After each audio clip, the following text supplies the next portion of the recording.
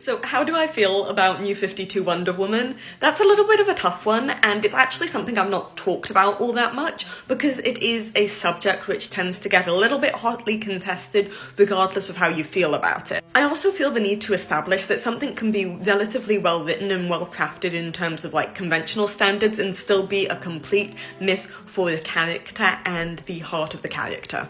Now, I'm fully aware that not all of us enjoy comics in exactly the same manner. Some of us really seek out writers' writing styles, and therefore characterization is either secondary, tertiary, or might not even be a consideration at all for us. Whereas some of us really prefer characterization, sometimes to the point of stagnancy. Now, hopefully I don't enjoy characterization to the point of stagnancy, but I do tend to prefer a more character-focused story.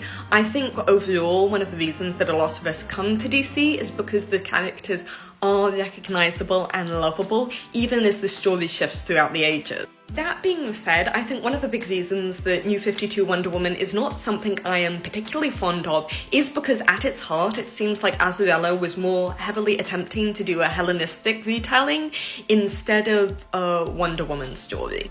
And a lot of it is quite fascinating. For instance, the bits where he focuses on Ares, on the world weariness, and on war are quite interesting, and I don't dislike the representation of the Hellenistic pantheon and their arguments. However, the original usage of the gods at all in Marston's run was in a very Victorian manner. With the exception of the bad guys who were still pretty two-dimensional, you know, the Duke of Deception, the Duke of Lies, so on and so forth, the majority of the pantheon was used more as reflections of elements of perfect femininity, perfect masculinity, and then on the flip side, toxic masculinity and toxic femininity, although that wasn't really engaged in the same way. Now, don't get me wrong, I'm not inherently against the inclusion of Hellenistic aspects to Wonder Woman. I think Perez did a wonderful job of including both that, the real-life city-states, and modern, at the time, feminist elements to create a wonderful story. Rucker's also included it, and of course Wonder Woman Historia, which is still one of my favourite modern Wonder Woman stories, despite the fact it doesn't include Diana, does a wonderful job of melding the original Marston intent, modern feminist concepts, the history of women in general, and Diana and the Amazons themselves. And because Azzarello is first and foremost engaging in a Hellenistic retelling, it often means that Wonder Woman falls at the wayside, and the Amazons, which were quite deliberately representative of this ideal feminine, become monsters in their own story. Now, in the video that this comment is made on, I talked about how nothing from Kanaya's run really stuck around, and that's not strictly true. He was actually the first one to try and expand to include the general Hellenistic pantheon instead of just Aphrodite and then the descriptors of the gods for Diana herself. And in doing so, he completely erased the reason why the Themyscirans chose to separate from the world of man in the first place. Now, if you know anything about the New 52 run, or self-inserts in comic, the odds are at some point you've heard that Cliff Chiang actually designed Ares, the way he looks, to be based on Azzarello sort of as a joke, because Azzarello said he wanted to look old and tired.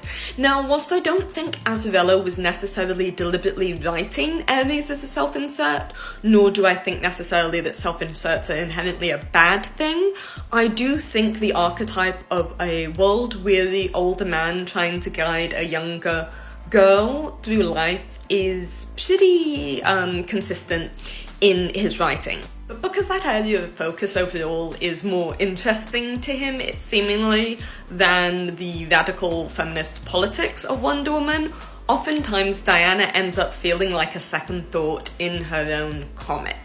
And another problem with that is we have an awful lot of Hellenistic retellings, and we have an awful lot of comics about world-weary old men who no longer feel like they can fulfill their role in society. Now, those comics aren't inherently bad. I enjoy quite a few of them myself, but a Wonder Woman comic is not really the place to be having that discussion. And whilst a couple of detective comic runs have focused a little bit more on women and crime in Gotham, can you imagine the absolute outroar if a Batman titled comic for an arc of about 30 to 40 comics, all of a sudden focused purely on Huntress and SA and crime in Gotham, or Catwoman and SA and, trafficking. The difference there, of course, being that those stories do not get told in DC with the same frequency that we get the story about the old, war-weary man. At the end of the day, we're not in a post-ism society. The majority of superhero comics are still written about men, for men, by men, even as the reader demographic shifts, and this is because women are treated as a niche, whereas men are treated as the default. That within itself is several hours of a discussion. But at the end of the day, when men are still writing the same numbers of stories about female-led heroes as women are, and men are still writing the vast majority of superhero stories about men as well, I don't think Wonder Woman is the space to have that introspective about masculinity and about war. Now, if New 52 Wonder Woman had been pitched instead as a series of Aries and been published alongside a more traditional Wonder Woman story, I'd probably have enjoyed it an awful lot more.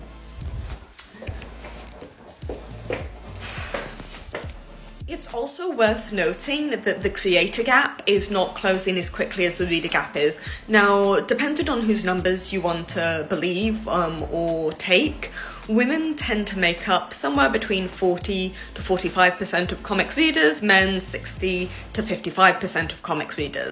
It's also worth noting that this is not exclusively a problem with just comics, and that it starts really, really young. For instance, 60% of children's books have a male protagonist in them. And young boys are often taught only to read and relate to stories about men, whereas young girls are generally taught to relate to stories about everybody. So to loop it back to your original question, I think there are definitely elements worth considering in New 52 Wonder Woman. However, it is not a particularly good Diana story, it is not a particularly good story for the Amazons. In fact, it does a lot of damage to them. And at the end of the day, the gains we get from it are something that I would have much rather seen in a different comic book. I am also aware that due to accessibility, it does happen to be the first Wonder Woman story that a lot of people read, and it helps contribute to the negative overall view a lot of people have of her. You know exactly the sort of impression I'm talking about. The Wonder Woman is this untouchable warrior who punches first and asks question later's "I don't have any villains because I end them all" impression, which things such as Injustice haven't helped, also along with the fact that she doesn't really have any sort of animated show where she's been the focus. She also doesn't have a video game of her own. I suppose in a lot of ways you could say my overall opinion of New 52 Wonder Woman is wrong place, wrong time. Also, if you heard any weird noises in the background during that, I am cooking rice.